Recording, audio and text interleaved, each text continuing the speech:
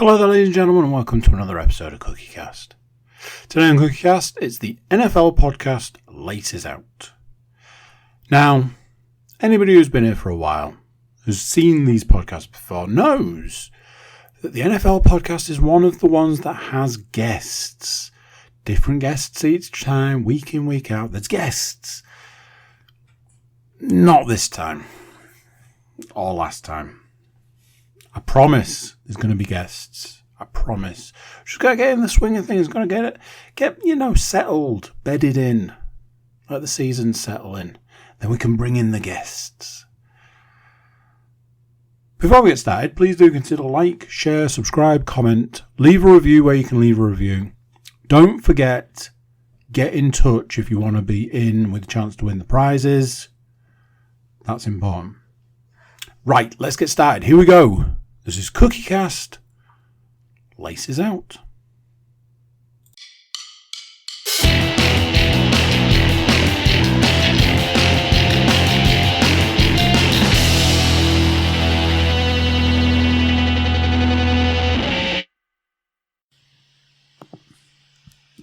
Recording in progress. Welcome on in, ladies and gentlemen.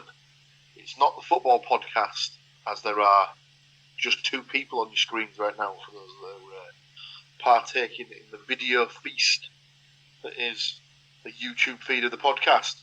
It is just myself and fellow NFL enthusiast, Mr. Andrew Cook. How are you, sir? The lack of guests wasn't for lack of trying. I believe his answer was... No, that's not true. I'm just testing to see if he actually listens this week. Well, we can't have a guest all the time, but we'll strive. We'll do our best to see if we can get a guest on for next week's show. But in the intervening time, obviously there will be no season-long predictions from the guest, as there is not one this week. So we'll just dive straight in with Game Week 1's picks from myself, Mr. Cook, and last week's guest. Excuse me. Of course, last week's guest picks were provided by my good lady wife, Mrs. Amy Williams, in her first predictions as a married lady. How did she get on? Well, let's just put it this way. She did better than her husband, as finishing third with 7 out of 16 picks correct. It is, of course, me. I was let down by more than half of the teams, so I won't go through them individually. It's actually Mr. Cook and Mrs. Williams for the slog out for it was going to take the weekend win. So, with 8 out of 16 selections correct, and 8 out of 16 selections correct, we have our first tie, ladies and gentlemen. So, getting half a point each to start off the first week, it is Mr. Cook and the collective guest. I was going to say that I realised at this moment in time that we never did discuss how we were going to do draws this season, but the half point system is fine. When we get to this week's predictions, I do have a story to go through because obviously the guest predictions have come from Cook Towers this week, so I'll go through a little story about that. So they have it. So week 1's game picks have thrown up a tie. So that leaves us with the side bet from week 1, and then the stats from week 1 to go through. So, side bet wise, we each picked 4 teams, of course, as Andy stated last week. For those who are unfamiliar with the side bet, of the games that are played each week, we will each pick 4 teams that we feel are the nailed on bankers of the week. Obviously, once that game has been selected, even if we feel it will go the other way, it is removed from the selection pile, so to speak. So, Mr. Cook chose 4 teams. He chose the Baltimore Ravens to beat the Houston Texans, which they did. Sadly, that is where the luck runs out, Mr. Cook, as he had taken the Chiefs to beat the Lions. That was the very first game of the season. He bookended that with the last game of the week, in which he'd taken the Bills to beat the Jets, and somewhere in the middle, he'd also taken the Bengals to beat the Cleveland Browns. Now, unfortunately, all three of those teams did not get the job done. In my defence, if those were the three games on the table, if you're not picking those three games up, you've got to be mentally unstable. As each of those games ticked off, I was like, I'm pretty sure that was my side bet prediction. I mean, week 1, game 1 was like, it's going to be one of those seasons then, yeah? Great. Yeah. I think it's always one of those, it's that sort of classic first game of the season. You're not entirely sure what's going on. You've still got a few teething problems that you're trying to iron out from the pre-season. So, yeah, a strange one. But it was odd that the Lions got the win against the Chiefs, considering the Chiefs were at home, and it's normally a bit of a kind stomping grounds for them. From my side bet selections perspective, I had taken the Vikings to beat the Buccaneers at home, and sadly, that was a silly selection for me, as that did not come to pass. The Bucs got what some would class as the upset win there. However, I made up for it by taking the Commanders to beat the Cardinals, the Eagles to beat the Patriots, and the Falcons to beat the Panthers. So, after 1 week of the side bet, Mr. Cook has 1 from 4 selections correct. I have 3 from 4 selections correct. And I imagine there's a lot of people right now thinking, well, that's it. The season's over. You're never getting those 3 picks back. At this point in time, I would remind you to go and watch all of last season's podcast and just focus on the side bet aspect and see how far through the season we got before the side bet became irrelevant. So that's the picks. That's the side bet done. That just leaves us with the delicious, tasty stats that I believe Mr. Cook has pulled from the finest depths of the dark web. So, I do have to, I mean, no surprises, I do have to shout out the Stats Mistress for this one. The Stats Mistress had handed a notice in, I'm afraid. She categorically said, there is absolutely no way I have time to do your silly stats each week. And honestly, there was a part of me that was like, that's fine, that's okay. Myself and Paul will share the load each week. One will do it 1 week, one can do it the next week.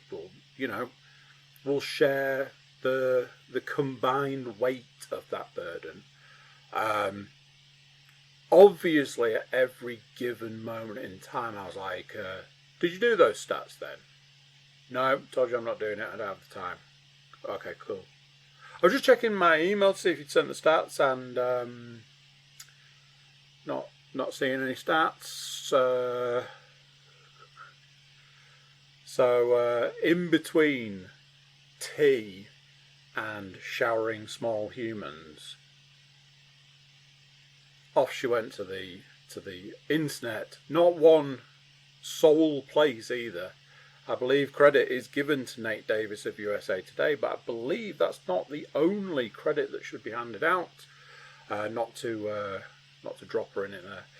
So, from myself, Mr. Williams, we're shouting out the Stats Mistress for still getting it done week 1.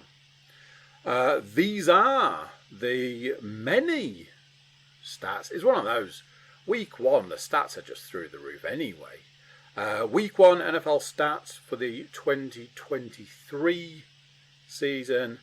Credit to Nate Davis of USA Today, but I think the bigger credit goes to the Stats Mistress for her contribution to the podcast. Number one, the first stat of the season looks a lot like this. Given their dominance, which included 7 sacks and 3 takeaways, there's reason to believe the Cowboys are unleashing one of the better defenses we've seen this century. Now, I've said this before, I'll say it again. I have an issue with the Cowboys.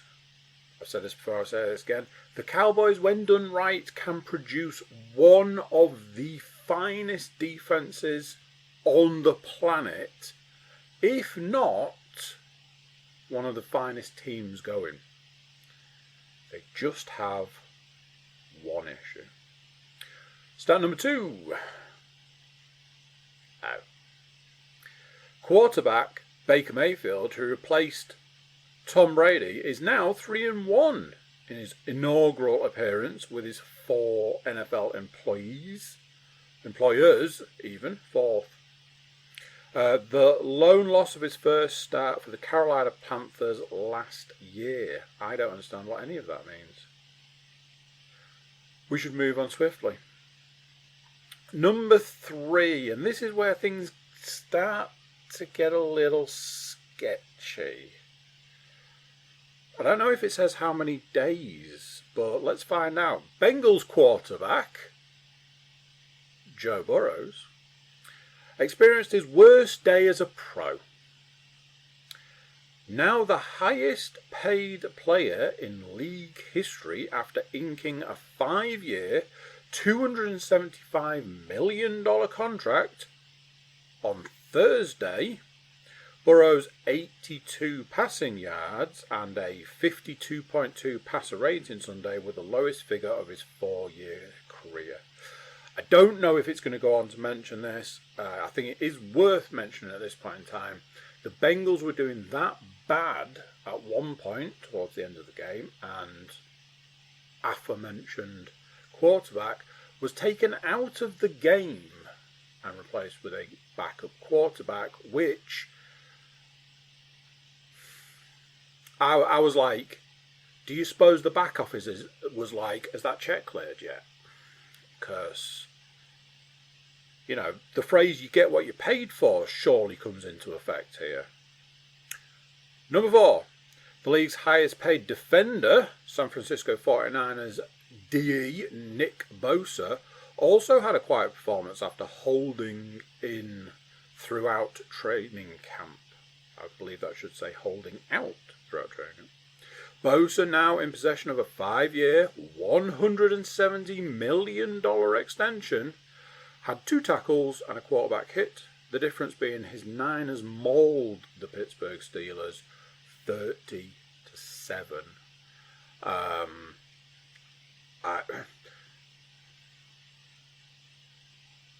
don't know how to word this other than just coming out and saying it and just being aware that I am aware, I know who I'm talking to, but I quite liked watching the 49ers in that game. They were a lot better than I thought they were going to be. I was a bit like, might be worth keeping an eye on the 49ers this season. Number 5, the Colts got a glimpse at life without All-Pro running back Jonathan Taylor. He's out until at least week 5 while on the physically unable to perform list. With Richardson leading the team with 40 rushing yards, while current running back 1, Deion Jackson, produced 14 yards on 13 carries.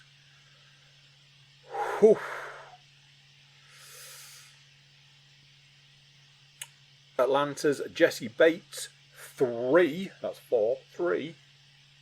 takes the early lead for most effective off-season acquisition after picking Young off twice in the Falcons' 24-10 win on Sunday. And I believe what is probably my last stat San Francisco's Drake Jackson and Pittsburgh TJ Watt each had 3 sacks, putting them on pace for 51 this season. Watt has 22 and a half 2 years ago, tying him for the all-time single-season record with Michael Strahan and earning Defensive Player of the Year honours. I was trying to remember. Can you remember what it is that he's been offered? Somebody's offered him something, and I can't remember what it is. Somebody's offered him something if he breaks the sack record this season. And I was like, did somebody offer like a big chunk of change to go to a charity of his choosing, or some ridiculous thing if he breaks the sack record? I couldn't remember what it was. I'm gonna have to Google it while you're doing your stuff. Whilst I'm giving the last bit of the stats, you might have to Google it, because I think it is a celebrity that said that they'll donate to charity, or they'll give Nick Bosa a load of change or something like that if he breaks the sack record. But yeah, I have heard something on that like sort of lines.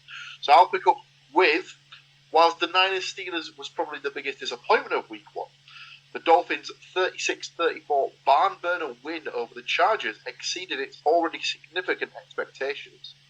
Finns QB Tua Tagovailoa offering up a 3-touchdown, 466-yard passing effort in his first opportunity to quiet some of the doubters. His yardage output was the 4th most in a Week 1 game in league history. Whilst the University of Texas didn't need running back Bijan Robinson this weekend, the Falcons surely will.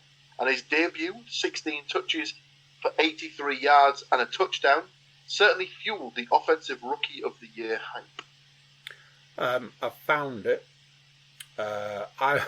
Ironically, knowing that we do a wrestling podcast,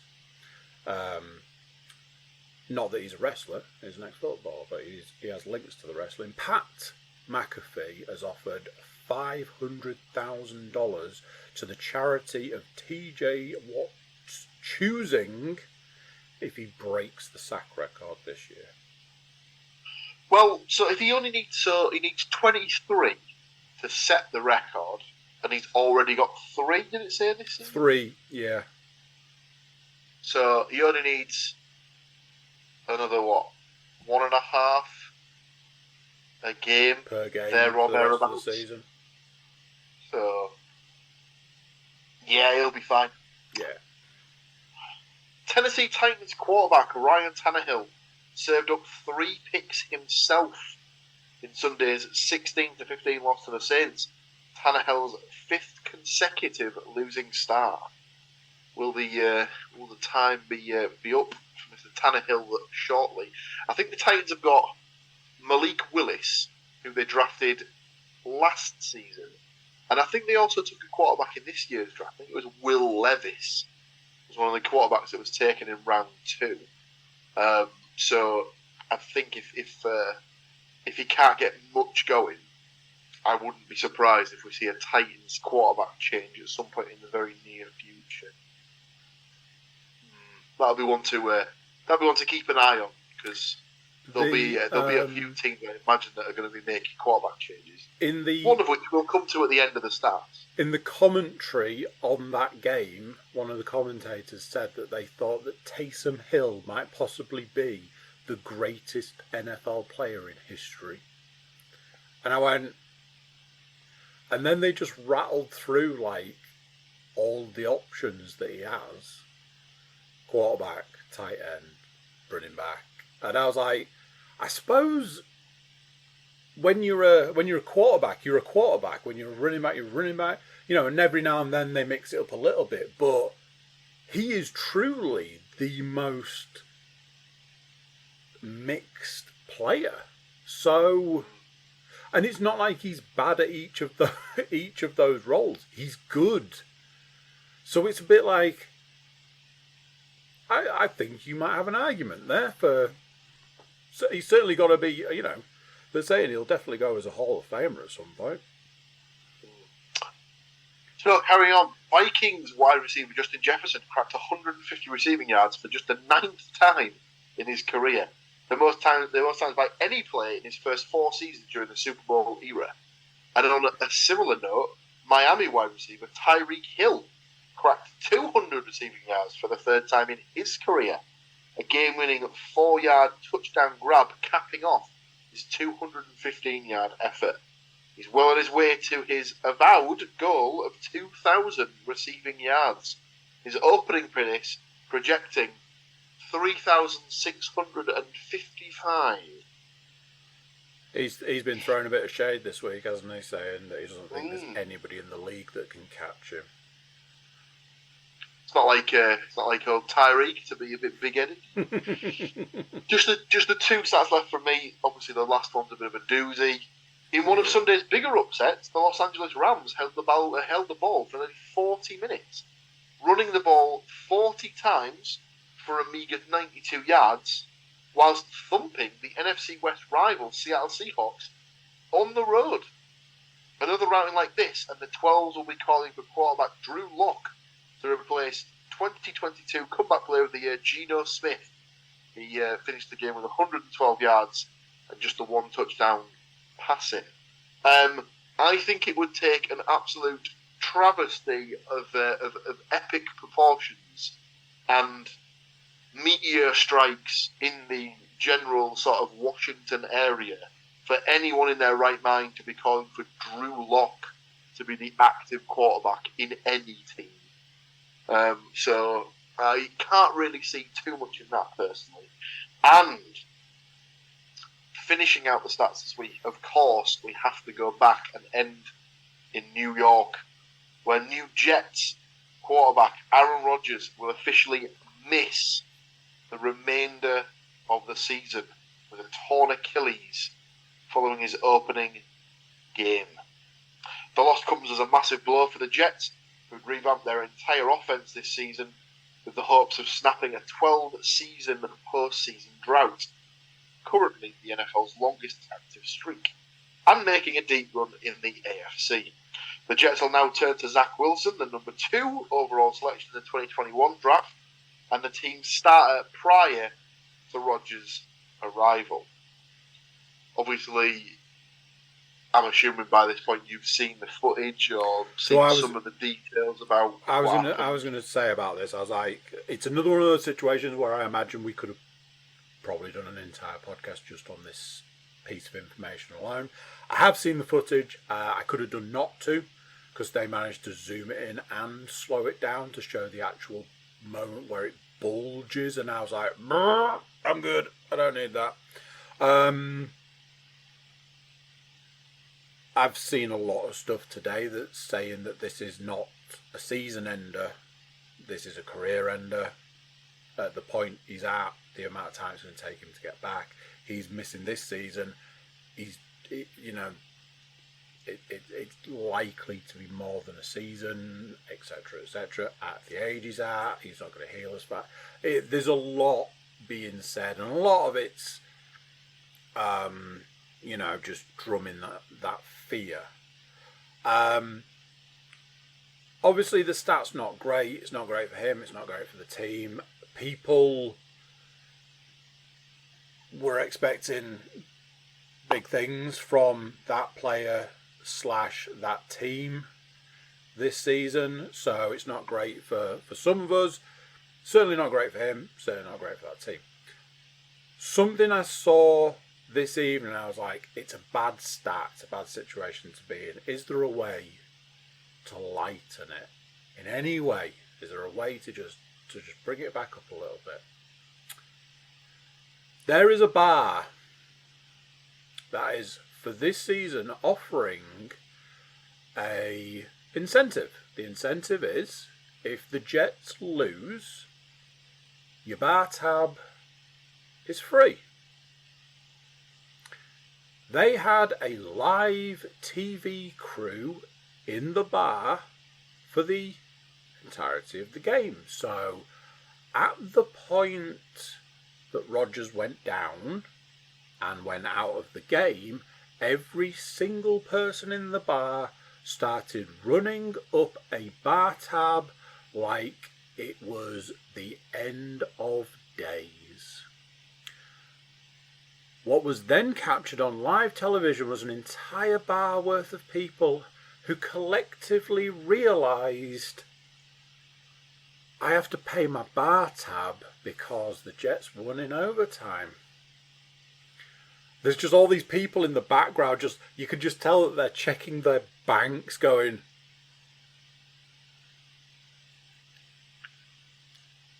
apparently they are running the promotion for the entire season. Obviously, week one has shown that there are certain pitfalls involved with the promotion. So, yeah, but I was like, the fact that they put a live TV, like a news camera crew in the bar to follow the goings on, and the guy reported it was like, yeah, people aren't happy. People are not happy. Another thing that I had seen this week that just made me chuckle was the Giants fan who took his jersey off in the stands, threw it on the ground, walked out. And the caption was, he officially stopped being a Giants fan. It was, it was a sight to behold. There we go. Week one stats done. Week one done. Week one done. Week stats done. The week stats done. The week one stats are done. The week one's done. I mean, where could we possibly go from here? Well, as sure as night follows day, week two will follow week one. So, obviously, as we covered at the start of the podcast, no guest this week in studio, shall we say. But we do, however, have a guest predictions from, as Mr. Cook decided to entail it, inside the castle. So, stepping up this week to provide her selections, it is indeed the stats mistress. So, we start with Thursday Night Football. The Minnesota Vikings taking on the Philadelphia Eagles. And it's our first clean sweep of the week, ladies and gentlemen. We are all backing the Eagles to get the win. We move on to the Sunday slate of games, and we have the Green Bay Packers at the Atlanta Falcons. Mr. Cook liked what he saw from Green Bay without Aaron Rodgers and has taken them to get the win, whereas myself and Leanne have backed the Falcons to get this done in Atlanta. Next up, we've got the Las Vegas Raiders travelling to New York to take on the Buffalo Bills. It's another clean sweep for the Bills in this podcast size. The Ravens taking on the Bengals in Cincinnati. Mr. Cook and the Stats Mistress believe the Ravens will get the win. I believe the Bengals will bounce back from their loss to the Browns at home to the Ravens. Seahawks at Lions. It's a clean Lions sweep. Similarly, Colts Texans. A Colts clean sweep. We've also all backed the Chiefs to beat the Jaguars. The Buccaneers to take care of business against the Bears at home. Next up, we've got the Chargers at the Tennessee Titans. Myself and Andy have taken the Chargers to get the win there, and Leanna's taken the Titans. We've got the New York Giants off the back of a bagel at home to the Cowboys, travelling to Arizona to take on the Cardinals. Myself and Andy have backed them to bounce back and bounce back big, whereas Leanna's taken the Cardinals to put more hurting on Big Blue. Next up, we've got a couple of clean sweeps. We've all taken the 49ers to take care of business at the Los Angeles Rams, and the Cowboys to beat the Jets in Dallas. The Commanders are taking on the Denver Broncos in Denver. I've gone with the Commanders, whereas Andy and Leanne have taken the Broncos. And then to finish off, Dolphins at Patriots. We've all gone for the Dolphins. that is the Sunday night football game. This week, I believe there are 2 Monday night games. One starting at 12:15 UK time, one starting at 1 UK time. So the first is the Saints at the Panthers. We've all taken the Saints on that one. The last of the games is a nice AFC North rivalry, one of the oldest rivalries in the game, and it is the Browns at the Steelers. Leanne has taken the Steelers to get their first win of the season, whereas myself and Mr. Cook are on Browns Island. Those are your week 2 game picks. All that's left to do is myself and Mr. Cook to divvy up our 4 banker picks either side of the week 2 game slot.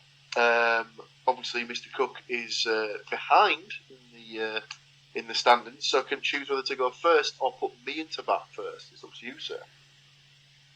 I'm going to go first just to get the try and get the biggest slice of the pie. There's the place where I feel I want to go. I'm not sure, but for the interest of getting it done, I'm going to tell you that the Kansas City Chiefs are going to beat the Jacksonville Jaguars. Andy starting off with the Chiefs. I'm going to dive straight in and take the Bills. You swine. At home to the Raiders. Yeah. That's a fairly decent pick. I'm also going to take the Bucks at home to the Bears. Your next 2 selections, please. I'll take the Philadelphia Eagles to beat the Minnesota Vikings. Yes.